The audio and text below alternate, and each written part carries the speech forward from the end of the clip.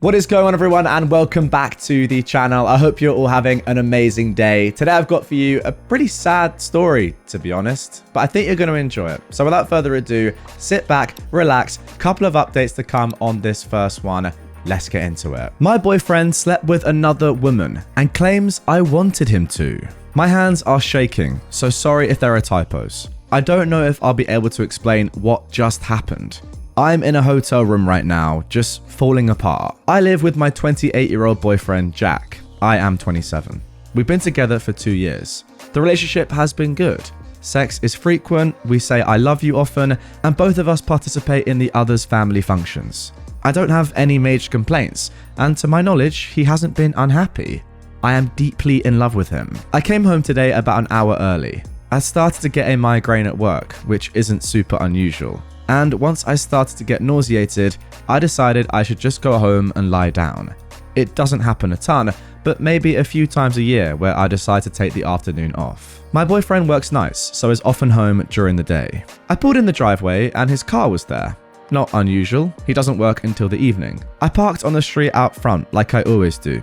You can't really hear the car from that distance unless you're really listening, and went into the apartment. The bedroom is on the far side of the apartment from where I came in, so you usually can't hear a key in the lock or anything, especially with the air conditioning on. It was. I said hello as I came in, but could immediately hear that the air conditioning was on in the bedroom. It's a separate window unit and it's pretty loud. I opened the door to say hello to Jack, and there he is, right in the middle of having sex with a girl, doggy style. They both froze and she looked really shocked. He was just sort of expressionless. She immediately sort of scrambled for the sheets, but he just sat there. I guess I was in shock because I actually walked in the bedroom where they were and got my suitcase from under the bed. I even said excuse me to the girl screwing my boyfriend. I went to my closet and threw a bunch of clothes in the case, and all the while he's constantly talking.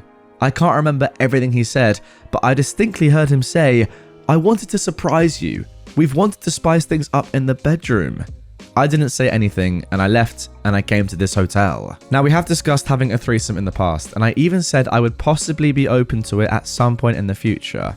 I told him I found the idea exciting, but that we would need to discuss things and find the right person if it was actually going to happen.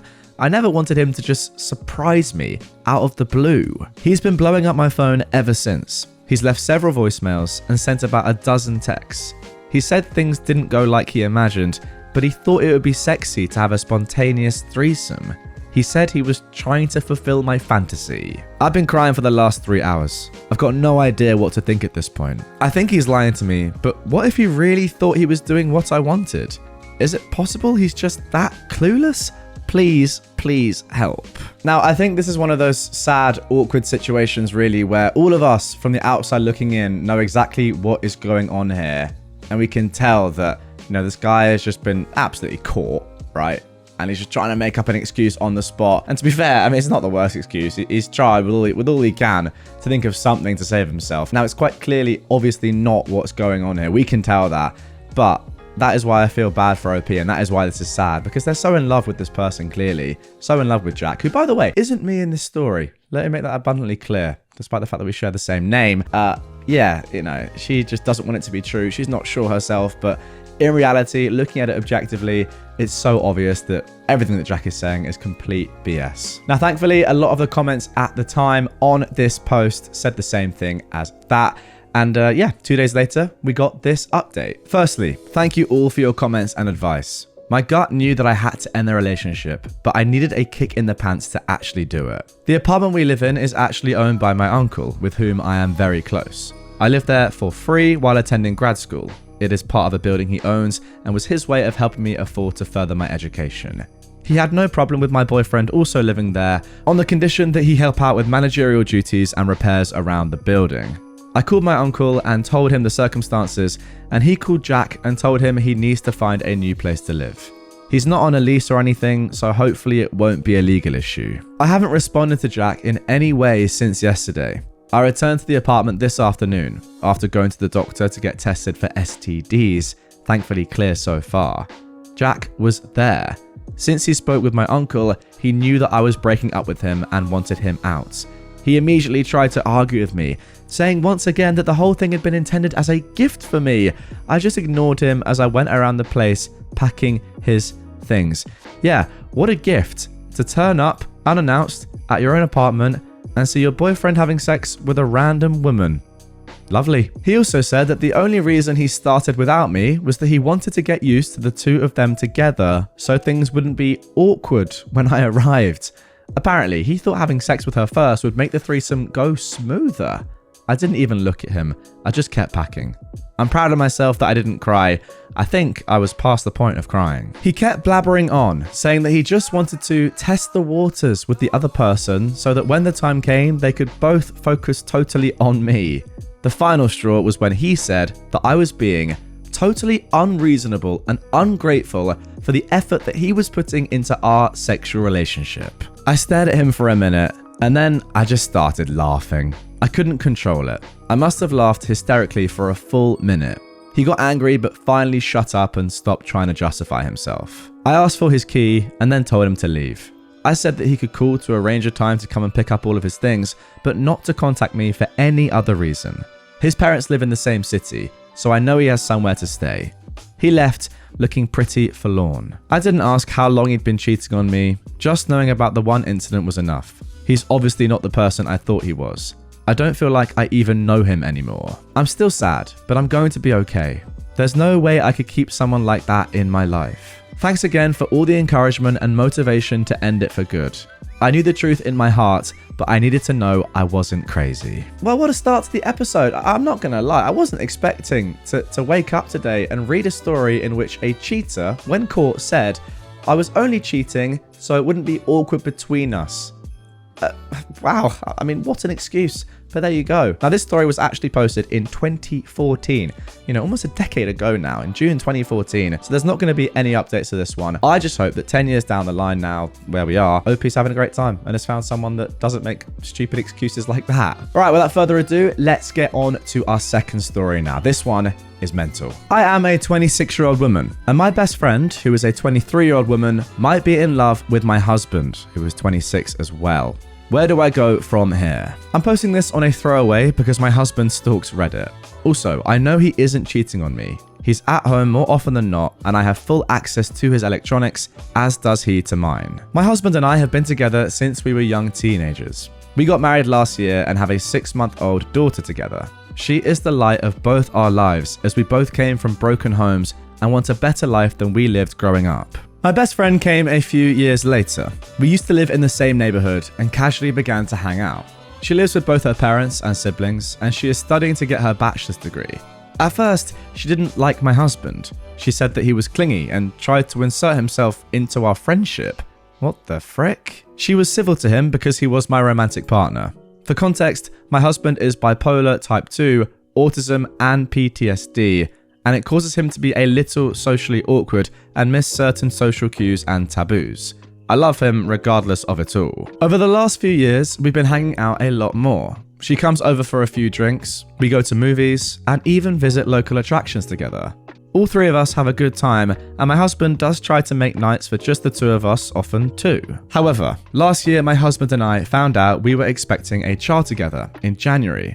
I was working and fell ill because at the time I was working at a fast food place. I threw up and went to the doctor. Come to find out, I was 8.5 weeks pregnant. My life changed and I'd become more busy to get myself ready for motherhood. My best friend saw me less and less and we couldn't talk as much. My husband and I got married almost a month and a half after discovering we were going to become parents. That is when our dynamic changed. Recently, I applied to school and I'm currently in college trying to get a law degree so I can become a paralegal and get to law school. I'm also a stay-at-home mum while doing college too. I've been super busy. One day, my husband gets a text and it's from my best friend. She asks if they can talk as she was upset. He took the phone call with me protesting and a few minutes later said, Sandra, that's me, we need to go get Carla, that's my friend. Her father is picking a fight with her. I get upset as we were watching a movie together and I just gotten the baby down for bed. We go to her house, which is about 20 minutes away, and she stays with us for a night. As I get our daughter back down to bed, Carla asks to cuddle with the two of us in our bed. I was hesitant. I have issues with claustrophobia due to a traumatic experience as a child. My husband gave the go-ahead. We settle in for the night. Carla's dad apologized and she heads back home. Once she was gone, I blew up on my husband. What he did was not only inappropriate, but was disrespectful to my boundaries. Ever since, when she has an issue with her dad, she calls my husband and vents. One day, while my in-laws were staying with us, my mother-in-law overheard a convo with my husband and Carla. She was concerned and asked me if I was okay with it. I said, no, not really, but every time I bring it up, he gets defensive, saying that she needs help, that she's going through a hard time, blah blah blah. It is important to note that my mother-in-law was cheated on in the past by her ex, my husband's father. We are also extremely close, and she sees me as a daughter. She hates cheaters with a passion, and my husband, who I will refer to as James, was using the same excuses his father did. She asked to speak to him privately and walked to our living room. They got into a heated match, and James apologized to me. He said he didn't know that it was hurting me and causing issues in our marriage. I asked him, how would he feel if I'd asked him if another man could sleep in the same bed with us? He kind of deflated and tried to say, it's different, blah blah blah. His stepfather, Mark, spoke up and said, it is the same. You're just uncomfortable with it. So is she. Quit with the excuses. Now James respects Mark quite a lot actually. Mark raised him since he was 8, as his own father was in and out of the picture. Once the dust settles, my husband truly apologized to me for his actions and said that he would do better. I kissed him, and that was that. However, I wouldn't be right here if that was the end of the issues. Lately, Carla has been calling him 3 to 8 times a day. She says it's because she's bored and has no one else to talk to. I snap. I call him out over the nonchalance about the situation. How when she calls, he answers. How it's making me feel like a third wheel in my marriage, etc. His response? She's just lonely. You're letting it get to you. That night, I slept in the living room. I'm starting to suspect that she is trying to monopolize his time. She calls him for over an hour each time. They talk, she complains about her life, etc. Almost like she's his girlfriend or something. I'm starting to find this relationship troubling. It's getting to the point that it's affecting my marriage. Where do I go from here? Any advice would be appreciated. Okay, and that is the end of the post, but we do have a few edits from OP. First of all, thank you everyone for the feedback. I'm gonna have a talk with him, with his mum involved. He won't listen to me if I don't. Wow, that's a serious red flag right there. He's only gonna listen to the points you're making if his mum is in the same room? That is weird. OP continues, I'm tired of fighting him over this. I should have an update with a resolution in a couple of days. I'm going to read everyone's responses more thoroughly. Thanks for the advice. Now, edit 2. My husband and I had a sit-down talk. His mother and stepfather weren't available. He promised that he would explain everything in detail. I called Carla, and she said that we could talk Friday when she wasn't busy with school. She had something she needed to air out. I'll have an update on Friday, hopefully. Edit 3. I woke up to a text from Carla this morning. She actually wants to talk to me tonight, alone, as her schedule has changed. We're gonna have a heart-to-heart. Hopefully I'll have some news. And finally, edit number 4, I need some time. I'll post an update later on. My heart is hurting. My husband and I are getting a divorce. Thank you for understanding, everybody. And then a broken heart emoji. Oh my goodness me. Now let's get into a couple of good comments on that original post. First of all, somebody says, you've set your boundaries and he continues to cross them. Is this how you want your marriage to be? A very, very fair question in my opinion. She won't stop as long as your husband responds to her every time. And OP replies, you're right. I do have issues standing up for myself. Somebody else says, does he not understand how badly that reflects on him, that he is unwilling to explain his own actions to his own wife, seeing the pain and distress you are in regarding this situation? Or does he simply not care because actually he has feelings for her? In my opinion, if there was no cheating involved, he could have reassured you about that, but explained what was going on with Carla was a personal matter that she needed to share with you herself. OP replies, sometimes he thinks I'm too emotional. I have PTSD and BPD and he doesn't understand my disorder. He doesn't understand that I feel things intensely or passionately or that it's super easy to hurt my feelings. He never even tries to understand me, autism or not. Honestly, I'm considering cutting my losses and going through divorce anyway. It's not worth the emotional anguish he put me through each day. Okay, you know what? Let's get straight into the update. Now, the first post was posted very recently, actually, on February 27th of this year, 2024. And then 2 days later, we got this update. This update is hard. Everything about this situation sucks, and I don't know if I will be okay for some time. The baby and I are currently staying with my friend Tanya. To start, James and I are getting a divorce. Carla is no longer a friend to me or our mutuals. The betrayal is too deep for her to be friends with our group. As most of you assumed, James and Carla are indeed having an affair. Oh my goodness me. Sorry, let me just interrupt real quick. Maybe I'm being naive here, guys. Maybe I am. I actually just didn't expect that. I genuinely didn't expect that. Now, 3 to 8 calls a day, yes, you could argue that's quite a lot. Fair enough. But I just didn't actually think that was going on at all. I just thought that he was just, being weird, chatting to her a bit too much. But in reality, he was just trying to help her out in a tough situation. But I probably should have realized, just from the bed thing alone, having her come in your bed to snuggle up with you three. I don't know the exact, structure of how that worked. Who was in the middle, for example.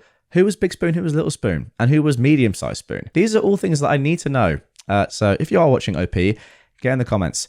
Let me know. But in all seriousness, guys, get in the comments. Did you know this was happening? Was this really obvious? Did I just miss it? I think I probably did. Anyway, let's get back into it. The affair started about 3 months ago and just turned physical 1 month ago.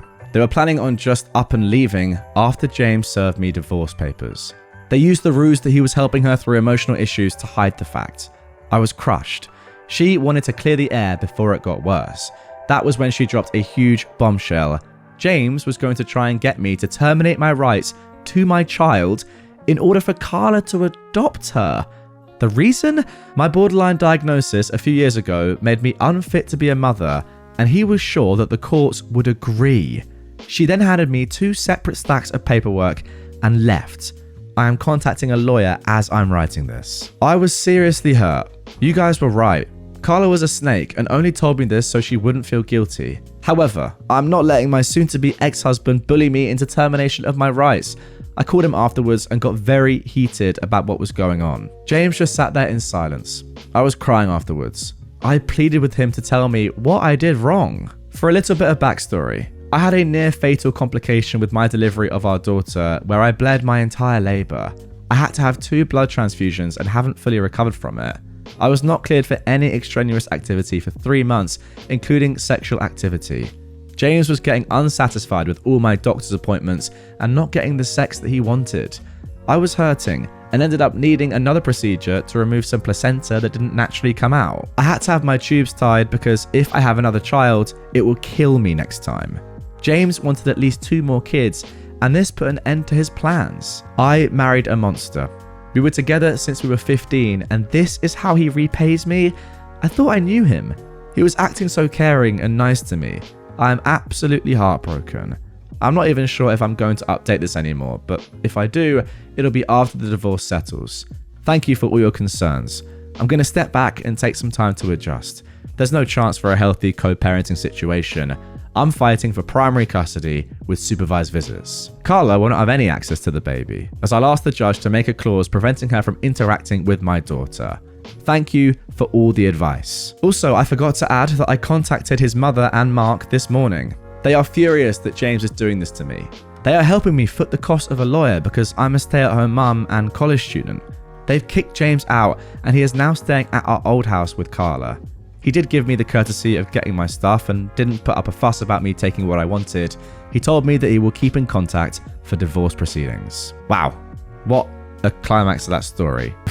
Goodness me, I'm lost for words. Here are a couple of comments from other Redditors that are able to convey their point a lot more succinctly than me right now. Someone said, "Why did you leave? He's the jerk. He's the one that gets to leave." Well, it's his house, inheritance. He only let me stay as a courtesy, OP replies. His parents didn't know the full story, but now that they do, he overstayed his welcome. They are so angry.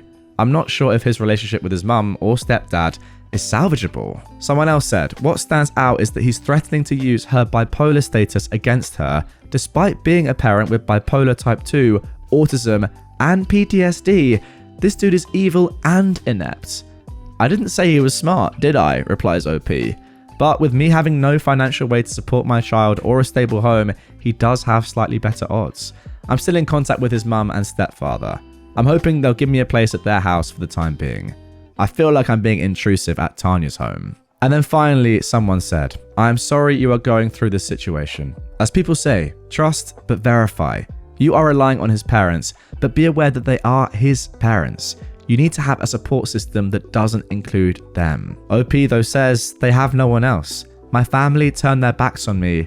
I have no family members who can help. Well, there you go. I did warn you guys in the intro this was going to be a pretty sad episode, but my word, that is just devastating. What an ending to that story. The one thing that I just have to say, right, and I'm not married, I'm single, and I do think to myself, how can you go, right? So, surely you think you know someone, right? You guys in this story were together since, 15 years old, you said? You met at high school. You're now 26, so you've been together for 11 years. And after all that time of you thinking that this is going to be the person I assume that you're going to marry, be with for your entire life, they do something like this to you. Like they flip on you this much when you nearly die having your child. I just don't get it. I just don't understand how you can not know someone to this extent when you've been with them for 11 years. It's just very worrying, concerning, because I don't know how you could ever trust somebody. Reading stories like this makes me think, even if I'm with someone for 10 years and I feel like I know them so well, everything about them, 100%, their character, etc.,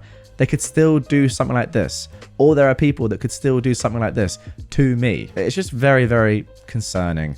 And I'm sure that a lot of you guys listening and watching right now have been in situations like this where you feel like you know somebody and you're with them perhaps, and then something will come up like this and you have to just reevaluate and re-question everything you thought you knew about them. Crazy stuff. But yeah, if you have any stories like that that you want to share, get in the comments down below.